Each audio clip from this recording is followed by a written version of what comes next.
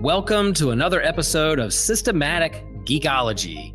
This is a space where we seek to create and cultivate healthy conversations between those things we geek out on and the philosophical and theological questions that often arise out of our fandoms. Like, what does it mean to be human? What makes a hero? What makes a villain? How do the stories and narratives we geek out on shape how we live in the world? We are your priest to the geeks. We aren't all ordained, but we see ourselves as mediators at the intersection of geek culture and going deeper in our faith. We don't always have to agree, but we do respect each other, and we see everyone as a beloved child of God.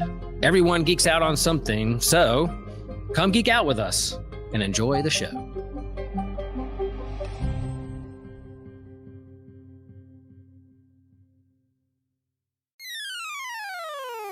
You're listening to an Anazao Ministries podcast.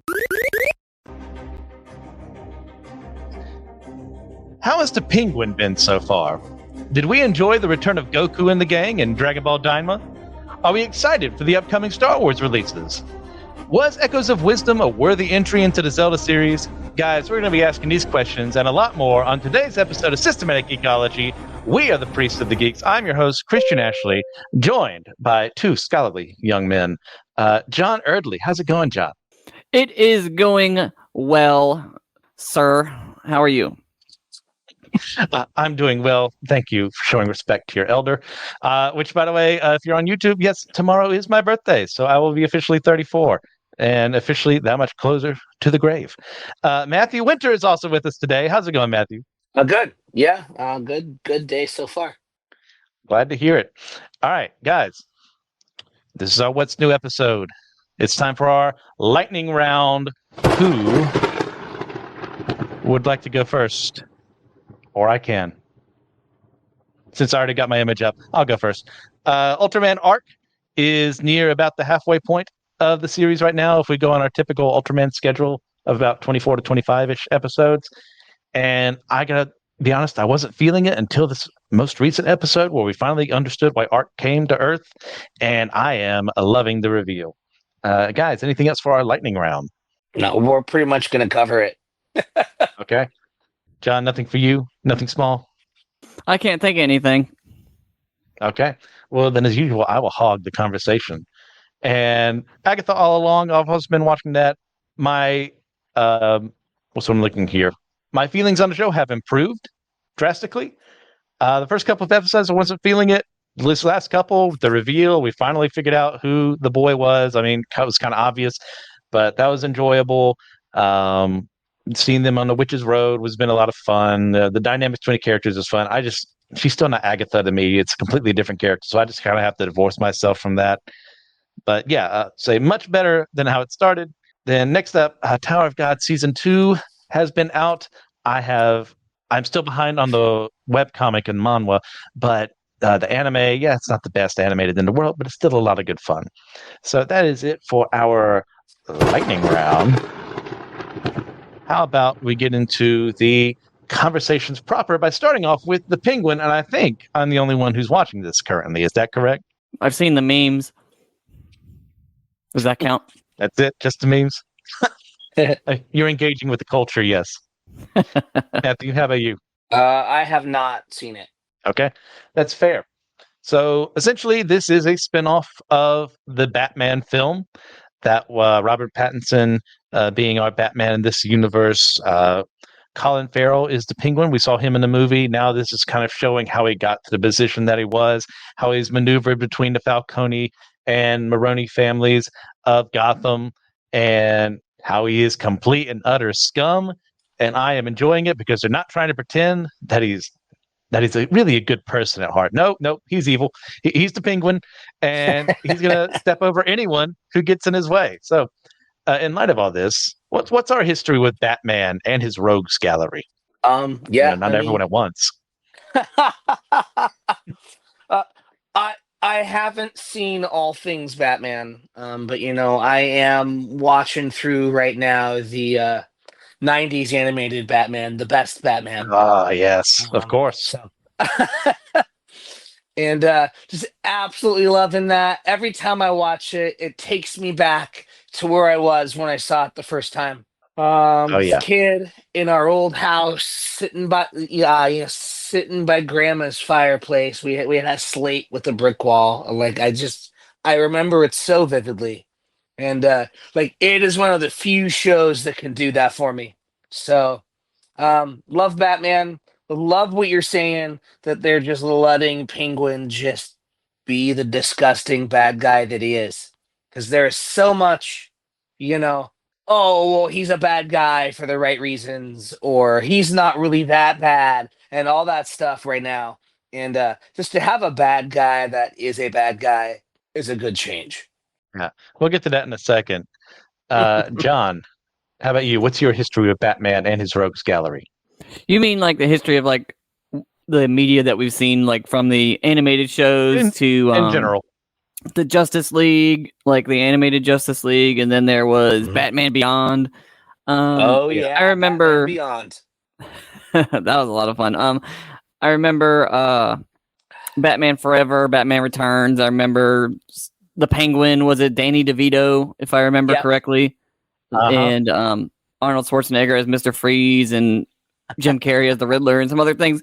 Like that's kind of my history with it, with the Batman character. And can't forget the Dark Knight trilogy. Oh, of course. Right. Yeah, similar stories. I watched the movies. Really the animated series was my introduction to Batman. Yeah. That theme song, when it turns on, like everything, hey, shut up. We're going to be listening to that real quick. And to see the exploration of him as a character in his rogues gallery, that was my introduction to him as well. Mark Hamill's Joker is still my Joker to this day. Yes. The thing that was used there, I really enjoyed his journey in the animated series. From he's a crook, but also he goes to a legitimate business by the end of the story, where he still has some underhanded dealings in the Iceberg Lounge, but he's moving a little closer, not to being good, but to being legitimate. And yeah, since then I got into the comics. I've not read everything. Obviously, we're talking about a character who's been around since the 1930s, so my comics are very limited. But Penguin stories, I've enjoyed them in the comics. Trying to think what else he's been in, but they gender flipped him for the Cape Crusader. That was an interesting choice. I mean, other than that, yeah. But yeah, it's your hero is mostly, in some respects, defined by the villains that he fights, and I think Batman's villains really serve him well in the madness angle and all that, and thinking that they can control things while he's trying to control the city of Gotham to make it good versus how it's been. Yeah, Batman's always been fun for me, but what we haven't have, unless I'm forgetting something, which I wouldn't be surprised, other than the Joker movies, which the less said about the sequel, the better, are villain protagonists. Like, in your opinion, are villain protagonists fun to watch? Oh, you mean where the villain is the main character of the story? Yes. I think it can be if it's done well. It's got good writing and all the stars align. It can be a very good story, very similar to how the first Joker film or like this. I guess this show seems to put a good spotlight on the Penguin's character, and they even had in Gotham, the TV show, they had a few arcs where they followed the villains around a little bit, like Penguin, and kind of that version of the Penguin is very different because it wasn't more like a Italian mob. It was more like, I don't know, some goofy bad guy, but it's interesting. Matthew? I'm just trying to think. It hasn't really, at least from what I've seen, been done that often. I know the Joker movie, the first one, Mm-hmm. was the only one. Yeah, is a good go at that, and I don't know. I think like a Luther movie could be a really good idea. Ooh. And I think that maybe, yeah, no, I mean, Luther would be a fantastic movie if they did it right. It's an idea that needs explored, but I think they need to do it in a way that preserves the villain as villains. Like I said earlier, we don't need to get into this, humanizing of bad guys. The opposite of Boba Fett. Yes. Oh gosh, that was awful. Yeah. But actually, this I can't remember the line he says, but he kind of picks up this guy who's named Vic, who's about to like steal his tires from his car, and he like kind of beats him up and says, "All right, you're my driver now." And it's kind of an exploration of him actually being friendly towards this kid, and showing him the ropes because it shows in flashback how he was kind of growing up in the ranks of the mob and being the driver of Sophia Falcone, who was one of the elite members of the Falcone family, and then snitching on her because she talked to the press, which is a no-go, and doing that not because he wanted necessarily to take her job, but because if he didn't report they'd been on him. It'd come back on him. So yeah, I find that really fascinating. And I've talked before on how I really don't like shows like Breaking Bad. As in, like, they're good television. Don't get me wrong. I just hate by the end that I'm really sure we're supposed to sympathize with Walter White, and I cannot stand that man as someone who gave up on everything and introduced problematic, drug culture into his city. It's like, nope, I'm done with you as a person. You lose at the end? Oh, thank God. Spoilers for Breaking Bad. But actually, what was released earlier today, and I forgot to put into my lightning round, is something Matthew and I would both like. And that being Gundam Requiem for Vengeance. I sped watched through all of that earlier today. Oh, and is that out today? Yes. It's from the Xeon side, and it shows who would typically be your villains in a Gundam narrative, and it kind of makes them the heroes, and actually kind of turns the Gundam in kind of like a Jason Voorhees, Michael Myers serial killer kind of role, slasher villain kind of role. It's very fun. Yeah. The ending I have issues with, but I won't spoil it out for you right now, Matthew.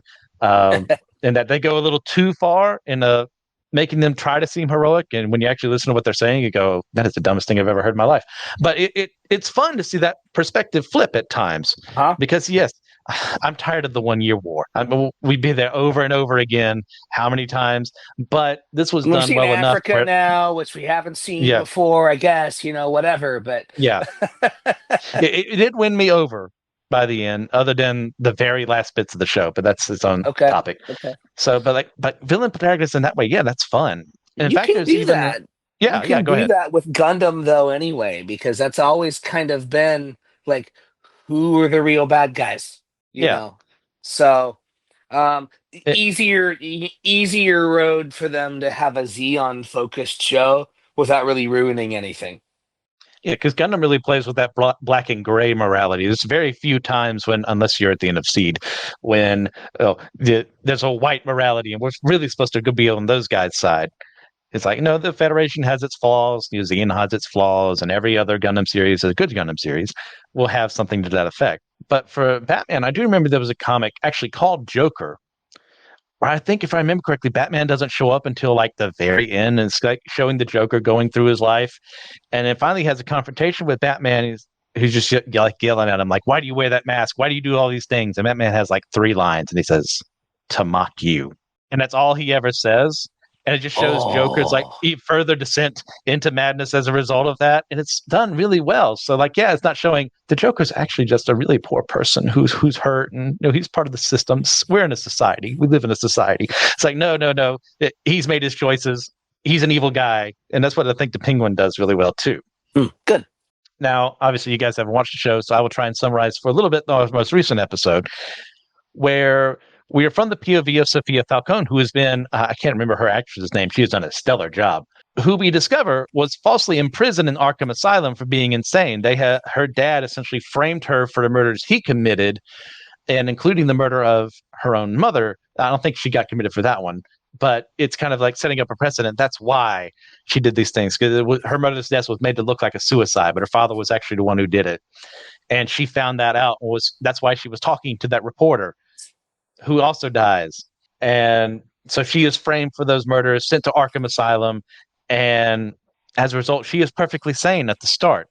But as a result of going through these, electroshock therapies and being around genuinely insane people who drive her mad, her mental kind of mind slips a bit. So, like, in the show, that's kind of how it's portraying, like, how someone could go down that path. But, like, can we think of any other examples of the mental health appearing in shows in various different ways and how they've done it? If you remember the Billy arc in Stranger Things, where he was a big bully, but then you end up seeing his backstory a little bit, where his dad bullied him, and that's kind of how he became who he is. That was an interesting arc, if you remember that. Yeah, it was a good one because it's like, yeah, we understand Billy at the end. That doesn't make him a good guy, but no, it helps us understand his psychoses. Yeah, go ahead, Matthew. Nothing. Nothing. That's fair. I'm thinking particularly for this show, I think this was done extremely well because it says, or Sophia's like saying, I am innocent. I haven't done these things. And yet no one listens to her because her dad has bribed the people. She was supposed to be out in 6 months for a trial, but because he doesn't want his crimes to go out, she's kept there. And every member of her family, except for her brother, send letters to like the judges in charge and say she's had this problem for mental illness for years and just completely lying about this whole thing. And it's not until the events of the Batman, where Falcone is taken care of, happen that she's actually able to be released at the start of the series. So it gets to a good point to where like she kills almost everyone in her family through like a gas incident in the house, like asphyxiating them as they sleep outside of like 2 people. One that she likes and the other that she's going to use more than likely is what it looks like. But you kind of just created your own villain there. And I think it was a really well done job, but you haven't seen it. So who knows? Maybe I'm lying. So as far as rating and reviewing goes, I'm going to give this sucker, I mean, if he keeps this up, right now it's a 9.5 out of 10. This could easily be a 10 if they keep going the way they're going. Oh, wow. Yeah. But enough about something that only I've watched. Something that I know at least 2 of us have watched is the first episode of Dragon Ball Daima. Matthew, do you want to take us through a recap of what's happened in just one episode? We have learned so much. Yeah, recap of Dragon Ball Daima. So, essentially, the first 5 minutes or so kind of just recaps our journey up to that point. So it is a recap of Dragon Ball through the end of Z. Through the eyes of what we find out are our new antagonists, kind of just watching the story unfold. And then what happens? So we are introduced. Don't remember the little guy's name, but we are Doma. Yeah, something like that. So we are introduced to the new king of the demon realm after Deborah's defeat by Boo. As well as two other Mako Shin characters. So who appear to be the brother and sister of Supreme Kai. They're the same race, whatever that race is. And so they watch all this. They see Boo, Bobbity, Deborah get defeated by Goku and the gang, and they are in shock that mortals could be so strong. What shall we do? They could overthrow the demon realm and take away my new power. So we find out, at least it's inferred, that the Namekians are from the demon realm, and there are a set of Dragon Balls there as well, guarded by retcon of a retcon. In a retcon of a retcon. But that's Toriyama, right? The man never took notes. Oh, yes. The man just flew by the seat of his pants, made it up as he went along. So you're either along for the ride or you're not. Yeah, Saiyans had tails until they didn't. So,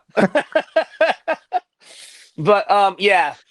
So we find out that there's 3 Dragon Balls there, made by this super old Namekian guy, but they've never been used because they are guarded by these massive, just statue guardians. No one is strong enough to beat. They find out about Earth's Dragon Balls, so that is the plan. They enter our worlds.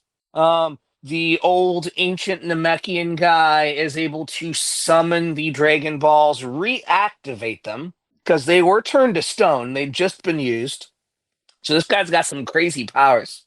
Yes. And then the wish is used to turn Goku and his friends to children so that they are not powerful enough to stop the new bad guys.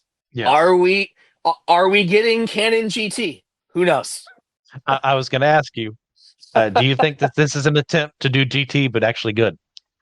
There are parts of GT that made sense. It was just not executed well. I agree. I was just trying Yeah. to be a hater. Yeah, they are. I agree. There are parts of GT I'm like, yes, build up on that more, and they just go in a different direction. It's like, what? But why? Yeah, no, because I thought that was a good idea. Shadow Dragon arc, storytelling wise, love it. Makes tons of sense. The baby arc makes tons of sense. Mhm. They definitely could have done it different with, baby realizing he'd become a monster and do a whole moralization thing, but they didn't go there. Yeah. Hey, if you guys want to check out a good breakdown of GT, Team 4-Star, Lanny and Kaiser just did a watch through of all the 64 episodes in the OVA. And it is fantastic to see their minds breaking down as time goes on. That's on their 4-Star Bento channel, I think, on YouTube. Yeah. But yeah, so how Matthew, you and I both know that there was this mystical series called Dragon Ball Super that had come out in the interim between the end of Z and Kai and GT. So how does this fit in that continuity? Is Super being retconned? Do we even know? I don't really know. I mean, it seems to fit in between the defeat of Boo and Super, which Right. Super technically fits in between the defeat of Boo and the last 3 episodes, end of Z. There's Yeah. a 10-year gap there.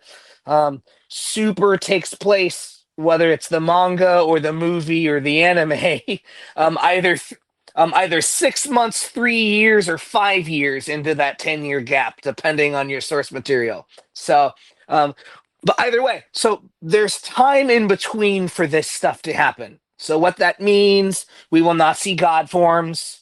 We will not see any destroyers. We most likely won't have any multiversal stuff going on, although it was mentioned when Yes. they were leaving the demon realm and they were asked which universe they wanted to go to. So they're keeping that consistent, at least. But yep, no, seems to take place in the gap. Will it retcon Super? Who knows? Like only time will tell. There's 20 or 22 episodes, something like that. It's not very long. So it's just going to be a one story arc, one and done. So we'll see. Yeah. I mean, there are some people saying, yeah, it has, retconned it because, we do see Kai and Kibito unfused. And I think that happens at the beginning of Super or something like that, or they mention it at that part. I don't remember. The case being, like we said earlier, we're dealing with, before he passes, one of the last things that Toriyama was working on. And that man was not known for keeping his continuity tight. He did No. as best as he could with a bad memory. But what happened to launch? Who knows? Not him. And then lots of other things, like things just started showing up because he thought they were cool, because he loved the designs of someone who was working with them, or what have you. Yeah. So when you get in your Dragon Ball, you just kind of have to go, okay, I'm just gonna have to accept what's on the screen. Go along for the ride, and love it or hate it. But so we'll see. We'll see what happens as it plays out. It might end up being where everything Toriyama actually penned. So OG, Z, and then Daima are like a canon continuity, and then there's everything else. Don't really know. We'll have to find out and see how it ends. Yep. We'll just have to see how Toriyama's wild ride goes. John, as someone who's not caught up to it, I'm fairly certain. Does this interest you at all? As someone who I know has It watched Dragon does. Ball. As someone who watched through all of Z and has seen a little bit of Super, I am excited about it. When I first saw the trailer for it, I thought they were going to do like a Go version of Dragon Ball, and I was like not on board with that because you've seen like Teen Titans Go and then the new like My Little Pony Go or whatever it's called. They chibify the characters and then they're doing random stuff. But hearing you talk about it, that's like or some altered version of that's going on here. Instead of with GT at the very beginning, Pilaf, after not appearing for so long, is suddenly remembered by the writers, and then just wishes out of hand. "Oh, I wish Goku was a kid again. He'd have been much easier to fight." Instead of that, we have everyone who fought against Boo in some way, shape, or form are now children. So I find that a little more interesting.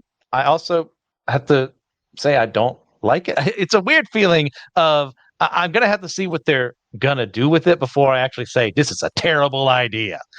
Because my knee-jerk reaction is to say, well, you're just copying GT, which that proved to not be a good idea in many respects. But they could easily prove me wrong. And I am well open to being proven wrong. Because, I enjoy the things I enjoy. I want to enjoy them. I don't want to hate them. Yeah. Anything you want to add to Dragon Ball Daima, Matthew, before we move on? No, I mean, we'll just see. Like, I've got theories and things already, but I need to see, a few more episodes play out to see, to voice those. Okay. Before that's solidified, I got it. Because they're shot in the dark right now. So okay. So out of 10 so far, how do you rate it? Just the first episode. I mean, the first episode, I feel like it was very, and I don't mind something being like narrative heavy, but I feel like it was very narrative heavy, and there is some of what there's some of what happened that could have been done through it just playing out, rather than it being these just panels of explanation. Yeah. So there's a lot of exposition. Lot of exposition. The first episode, I mean, I can't score anything Dragon Ball bad. I mean, even the worst of GT, I score 5. So I'm giving this a 7 so far. Okay. Well, I'm not far from you. I'm a 7.5. It's like, this is a promising start. Let's see where they go from here. Yep. All right. Next up on our docket, we have some upcoming Star Wars media. We've kind of talked a little bit about it, but we want to give another chance. The newest thing that will be coming out fairly soon will be Star Wars Skeleton Crew. John, you want to take it away on that one? I am super excited because that's going to be like an Amblin Entertainment kind of an ET style movie where it's takes place in the quote unquote middle class of Star Wars, and it's just a couple kids who stumble upon some like ancient ruins and end up in an interstellar adventure, and it's just super exciting. I can't wait for it. I am all here for it. I want to see a completely new take on Star Wars existing within the Star Wars universe, and the trailer was really promising, and it kind of actually was exactly what I was hoping for. It almost has like a, like that, like I said before, like the Goonies style in space, where it's like a group of kids. Yeah. It's not really a kid's story, but it's, a group of kids together, and it makes it almost enchanting. It's really interesting. I can't wait. Yeah, this one I'm looking forward to. In a way, the first trailer was kind of weird in the aesthetics they chose for the designs. It looked like 50s or 80s neighborhoods in certain respects in a Star Wars universe. But I was like, okay, I'll just move on from my life. But the idea of hey, these kids are forced on an not intergalactic, in a different part of space that no one ever been to before, and I love that idea as a concept. I mean, one of my favorite mecha anime of all time is Galaxy Drifter Vifam. There's a lot of good stuff that comes from stuff like that, where kids are like your protagonists and they may be pursued by someone, or maybe they're trying to find a way home. That's a cool idea. It sounds like more tamer version of your Lord of the Flies. And we've also got Jude Law here as someone they have specified. Every single time he's brought up, he's not a Jedi or a Sith. He's a Force user. So that tells me he's probably maybe like a failed Padawan who escaped Order 66, or maybe someone who was in agricultural corps. If that's still in Disney canon, it was definitely in the old canon, the better one. So I am ready to see what they have to do with this, because it sounds like fun. And I have been missing fun in my Star Wars for quite some time. Mm-hmm. Mm-hmm. Yeah, Matthew. Oh, it looks super exciting! I can't wait. Yeah, no, that should be good. I mean, I'll give it a shot. I mean, anything will be better than the Acolyte. So, have you given your official review of that, John? And I have. Out of 10. Yeah. Out of 10, I want to hear. You talking to you, Matt? He's thinking. Me? Yeah. I still haven't seen either the last episode or the last two. So, Okay. but like That- conceptually, I was okay with it, but there was just a lot of execution that was awful. A lot of stuff that was thrown in just to be thrown in.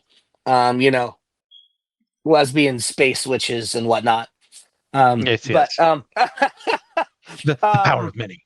yeah, so Power of I many. just- Which, by the way, It's just- Agatha, way better song. Yeah, that it was cringy on the Acolyte. It really was. yeah. Okay.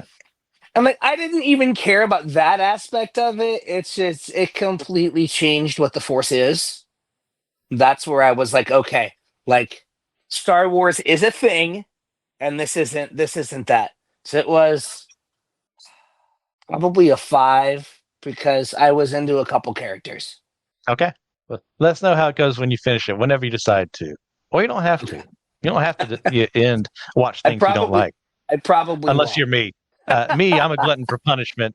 And unless something personally offends me of like there's like huge amounts of sexual assault or smut or something like that, that's like the only reason I'll drop something. Even things I despise to the very core of my being, I'll finish. And I gave that sucker a 2 out of 10. So Yeah. next up, I believe after this, confirmed we have Andor Season 2. I don't know if we have any specific news on what the plot is going to be. I forgot to look that up. John, do you have anything? I believe they are basically bringing it up to the very beginning of Rogue One, is what I've heard. Is it's going to be kind of a fairly speedy season, is what I've heard. Where since it's bringing the season into since it's the last season, they're kind of bringing it up to speed to the very beginning of where Rogue One opens up, and which makes sense because where Rogue One ended, A New Hope began. So they're kind of following that vein, and they're gonna be tying up a lot of ends, as far as I can see, and also in how Diego Luna's character Andor ends up, in this crew. Okay. Yeah. Andor was one of those series. Oh yeah, great movie. Andor was one of those series where I was like, why would I care? And then the first couple episodes dropped, and I said, I was a fool to ever think that this was going to be a bad idea. This is one of the few things that have come from Disney Star Wars, and I'm like, yeah, this is going to beat some things from the past of Legends continuity to me. I love this show. I love Andor's growth as a character, as he's like not joining the rebellion, but like doing subversive things, like having been forced to have been a prisoner at one point in time, and just trying to like watch out for his adopted mother who stole him from his planet, and all these crazy things. It's such a great story. So I'm looking forward to more Andor season 2. Matthew, did you watch season 1 at all? I have not seen Andor. Okay, that's fair. I highly recommend it. Well, it's because it's slower. It builds plot. You actually care about the characters. It really the writing is spectacular with the dialogue that actually lives in your head rent free later on in life, where you're just like thinking about some of the lines that Skarsgård's character was saying, and you're just like, I love the speeches and the things. It's just chef's kiss on some of those things. Nice. Yes, Definitely check it out then. Yeah, Skarsgård character, I loved what they did with him. But something that I was kind of ultimately positive on was Ahsoka season 1. And we know there's going to be an Ahsoka season 2 that has been confirmed. We don't have anything, I'm fairly certain, on the plot of what would happen, but we know for sure that they are stranded on the other side of where Thrawn had been for the past couple of years. And there's some speculation, actually, that Skeleton Crew may cross over with that and be how they come back. But for right now, John, Ahsoka season 2, what do you think? I'm excited. I know they did a storyboard or like a sketch. Filoni did a sketch of like Ahsoka and Sabine looking out towards that pillar of light or the triangle from the father, the son, and the daughter statue. So we know that is going to be a huge plot point. And I've been waiting so long for live action to acknowledge the father, son, and daughter story arc. I mean, they had it with Rebels. That was a big point in Rebels, but with them finally doing it in Ahsoka, you're just like, all right, they're tying in live action all the stuff, and Anakin's ghost being there watching over her. It's just it's connecting all the movies and stuff, and I really enjoyed that. Yes. Yeah. One thing I am sad about is just one of these things that's going to happen in life. Ray Stevenson, I believe, has passed since a guy who played Balin Skull, who was one of the standout performances of Ahsoka. So there's rumors he's being recasted, and you would kind of have to, given that there's such a huge. He's part of the huge part of discovering that part about the father, son, daughter, and speculations are they going to bring Abeloth in from Legends canon into Ahsoka and the Disney canon. That's what drew him there, something like that, or maybe explain how Thrawn was able to make the Death Troopers alongside the Night Sisters. Maybe, who knows? But I am looking forward to more. There's quibbles I have with Ahsoka. Sabine suddenly being a Jedi, even though like in Rebels she was kind of like, nope, you're not meant for it. Oh, but yes, you are because we say so. And Ahsoka was kind of wooden to me. I don't know if that's the directing or the acting or what have you. I would prefer her to emote a little better. But yeah, other than that, solid series. Hera was perfect.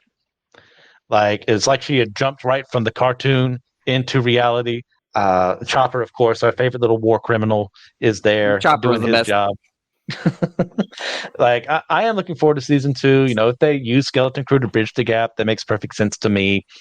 I would really like to see an Heir to the Empire series done well. If they do a movie, and I'd actually like to see them cast someone as Luke, who unfortunately has to live in a timeline where the Last Jedi exists, but that's not his fault. Yeah, Disney's fault.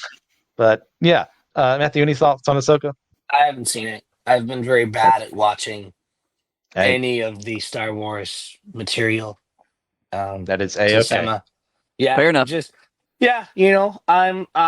I'm a huge fan of what was, and just really don't want to give recognition to what Disney's turned it into.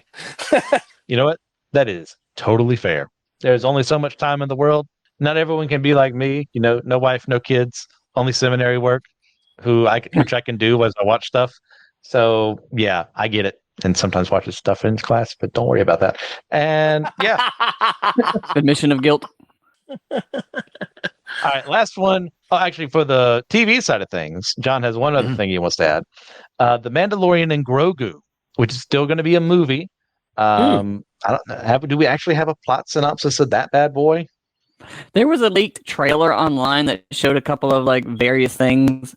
It didn't really reveal too much of the plot, but you did see them going after some stormtroopers. So that Mando and Grogu are going to be, I guess, following up on the whatever that rebel pilot's name. Well, he's not a rebel, the New Republic. Zeb. Yeah, he was with Zeb from Rebels, and then and they're what is his name? Following up on that. The New Republic's that one officer's guy was like, "Hey, we need you to do some things that we can't do," and I think that's kind of where the movie starts, is my guess. Okay, yeah, that makes perfect sense to me. What is his name? Carson Teva? Carson, yeah. Carson Teva. So yeah, that looks like it'll be a bunch of fun. Like, did Moff Gideon actually die at the end of the series? Could he come back in could he be in a suit? Could he be our Vader? Like, I don't know if I really want that to happen, but it sounds like a cool visual. Do we have a new villain introduced? Does this tie into Thrawn coming back? I am very excited to see where this goes. I just hate that we're in this, as I mentioned several times before, this whatever TV passes for these days, even on streaming services, of here's an episode, or here's 10 episodes, and maybe you deserve more, but we're not going to do 20 to 26 like we used to do back in the day to actually, fully develop these things. And then you have to wait 2 to 3 years in between. So it comes out, I think, in 2026. Yeah. So they don't feel the pressure anymore of like the television schedules where they had to fit the 26 in a certain amount of time and actually get it done and have better writing. Now they're just like, all right, well, we can just do whatever we want. Yeah, it is super annoying. I can't stand any of that. But one thing you did want to mention is a re-release of an older game. That being, of course, Jedi Power Battles. John, talk about it. I'm super excited. This is like my childhood nostalgia hitting me in the face because it was my favorite game on the PlayStation 1, which I never owned a PlayStation 1 at a PS2, but still, we played the crap out of Star Wars Jedi Power Battles, and I could never make it past like the 4th level. Like I probably spent hundreds of hours playing that game, but it didn't matter how many times we died. It was like an arcade style side-scrolling, sort of like a side-scroller Star Wars game where you're just hack and slashing people, and it had a lot of fun things to do, a lot of characters to play, and me and my friends, just because it has a co-op mode, we just went through it and played it all the time, and it's finally getting a remaster. I really want it to have a remake with better graphics and stuff, and they could do all the movies that way, but at least it's being brought to the 21st century in the modern machines, so I can play that game again, and they're going to have new content, new characters to play, some new modes that were Dreamcast exclusive that are being added back into the PlayStation version. So, nice. It's gonna be exciting. Yeah. So they're doing like a definitive edition. Basically. Yeah, nice. Yeah, that was one of those games I was complete and utter garbage at. I don't remember how far I got. I think you might have done better than me. It's just it was so hard back in the day. Like they were made hard. They were made like, old arcade games where it's like, hey, you want to make money off of these things? Got to make things difficult so people die. So they put more quarters in. But if they don't, you've already bought the game. Please help me here. So yeah, as a kid, there were just plenty of games I just couldn't beat, like the Super Star Wars games that they released on the NES. I was garbage at getting like maybe halfway through them. That there weren't enough lives. The only way I've ever even gotten close to them is now using the like Retron I used to have. And then, hey, here's some cheat codes to give you some more lives. That's the only way I made it past those games as an adult. As a kid, forget about it. Oh, and Mace Windu gets his purple lightsaber for the first time. So, yes. Oh, yeah. Nice. Perfect. All right. Anything else you want to add for Star Wars? Nope. I'm just looking forward to anything. I'm hoping that they do really well. And I know Ewan McGregor was really pushing for a season 2 of Obi-Wan, which if they do make a season 2, they've got to improve on the quality of it, because I know it wasn't as bad as Boba Fett, but it wasn't great. Yeah, he deserved better. Yeah, okay. So I think that takes us to our next topic of discussion. Matthew, The Legend of Zelda, Echoes of Wisdom. Now, Matthew, Zelda's that nice young man with the green cap and everything and the sword and the shield, right? That's Link. Zelda is the princess. In her first ever appearing as the main character of a game, if I remember correctly. Correct, yeah. Yeah, and it's been a blast so far. It's a super fun game. I was telling my wife, like, it's probably the most just pure enjoyment I have had out of a game in a long time. Okay. The chibi graphics are part of it, but also like they've kept the open world-ish concept they've gone to with the newer games, but all of your dungeons are old school Zelda dungeons. There's a map, there's a boss key, you have to progress linearly through the level. Like if you don't have the right echo or the right item to get through this room, you have to go back and find what you missed. I love it. We are back to everything is in the room for a reason. You're looking for that one thing that's out of place. That might be the button that gets you into the next room. I'm having a blast. Yeah. Was it Skyward Sword that was the one that was remade in this style more recently? It was Link's Awakening. Link's Awakening, okay. Which was Game Boy game from the early 90s, where Link shipwrecked and he was on an island and whatever, and he had to wake the windfish to escape, and then he wakes the windfish and finds it was all a dream. Yeah, I do. This is a very charming art style to me. I've never been a Zelda guy, other than like Super Smash Brothers. Learning Link was fun. Yeah, I've never been good at him. Zelda, I was a little better using her, but yeah, that's mostly my exposure is either watching my cousin play. Fair enough. What was the Majora's Mask? No, it was Ocarina of Time. That's what it was, and playing some Super Smash Brothers. So anything else from this game you want to take away? Like what they do with her? No, so I'm gonna finish the game before I throw out any theories as far as whether I think like it's in a timeline or what timeline it's in or what games it fits between or after or whatever. The map is very reminiscent of the SNES game Link to the Past. Hmm. Um, it's it's not an exact one for one, but it's a very similar layout. So I'm sure it fits in there somewhere. But yeah, I need to beat the boss and get through the rest of the story before I really have any have any other theories. But Okay. yeah, if there's anyone out there who was sleeping on this or not sure about it, play it. It's fantastic. Um, it You brought. Go ahead. Go ahead. no, go ahead. Okay. Yeah, you brought something up that I do know about the series is that there's multiple different timelines, or like there's hundreds of years that could pass, or thousands of years, and like Mhm. this maybe is it reincarnation of certain characters, or is it Kind like of. It's not exactly super fleshed out, but um, so there's the Triforce, right? Power, courage, wisdom. Link represents courage, Zelda representing wisdom, and then Ganon representing power. hmm, And then throughout the history of Hyrule, they continue to, and I don't know if it is reincarnation or if it's more of like a spirit of kind of like in the same way that John the Baptist was Elijah, ah, kind of. so taking on like the efforts of the past, Right, like the new mantle and the body, new title. person. Yeah, Yeah, yeah. So interesting. so it's not really reincarnation.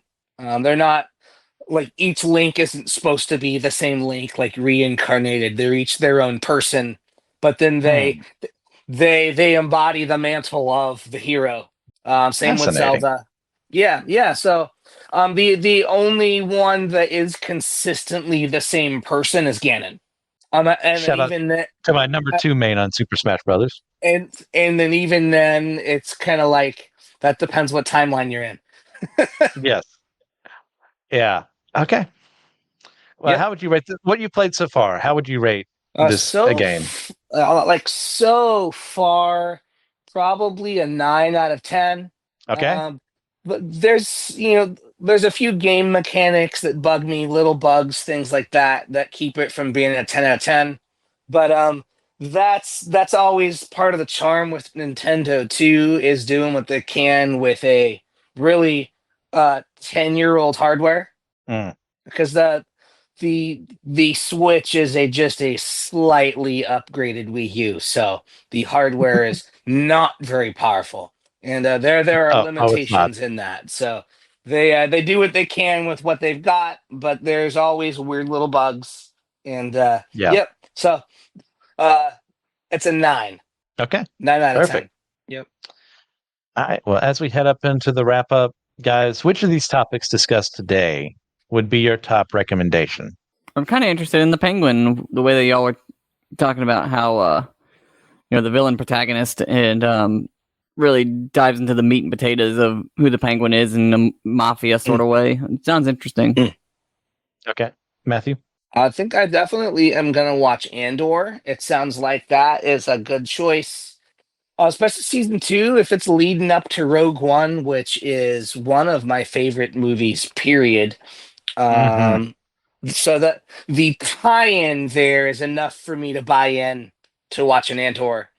And then my recommend of these, if you're a Dragon Ball fan at all, watch Daima.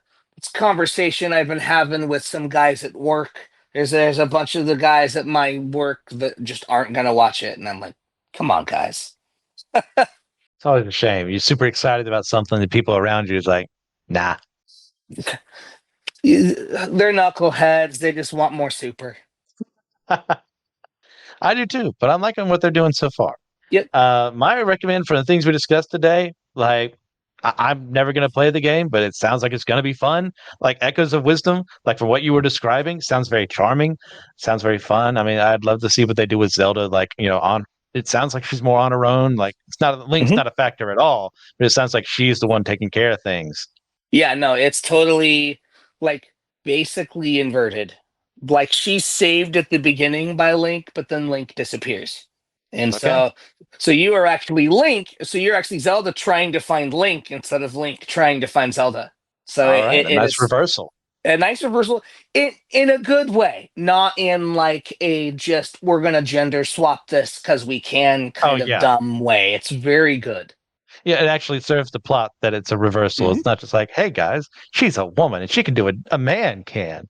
She can't. You don't sword fight. You don't have any of Link's abilities. You have to use magic and create echoes of monsters to do your fighting for you.